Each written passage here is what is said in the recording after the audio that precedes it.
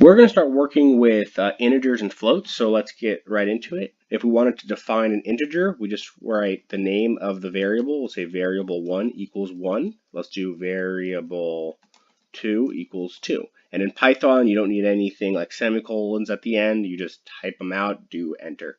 White space matters more than anything like semicolons, and we'll see that as we go forward. So let's do print variable 1 plus variable 2. We get 3. So Python knows that you're giving it two numbers. When you do variable 1 plus variable 2, it's going to return the sum of them, which is 1 plus 2, 3. Pretty straightforward.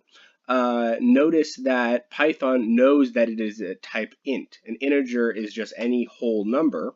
So when you just type in 1, we'll do type. Let's run it. And you get class int. So Python right away knows that you are giving it type int. Let's go into floats now. We can do 0.0 here and 0.0 here. If we were to run that, we get class float. And the reason that matters is because right when you give a decimal space to an integer, it becomes a float. Float is the number just like an integer, but it's a non-whole number. And now I know what you may be thinking, 1.0 is the same as 1. But when you put that decimal place in, Python automatically realizes that there's a decimal place, therefore it's a float. It doesn't matter if we view it as empty or if it's a 0. Python will automatically say, hey, this is a float. So if we were to do variable 1 plus variable 2, it's still going to be of class float. And if we were to just print out the answer, it'll be 3.0 instead of just 3. Where if we were to get rid of them, it's 3. So when you give it a whole number, it'll recognize it as an int, and when you give it a decimal, it'll recognize it as a float. With floats and ints, you can do any arithmetic operators. You can do addition. Let's do multiplication here.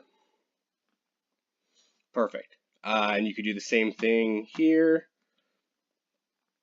1.0.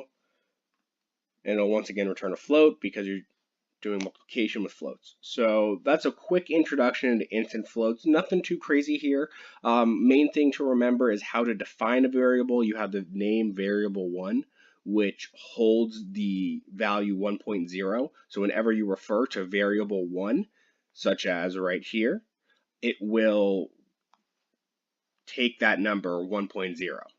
And the same thing with variable 2. Whenever you refer to variable 2, it'll refer to 2.0. So that's basically it for ints and floats. Thank you.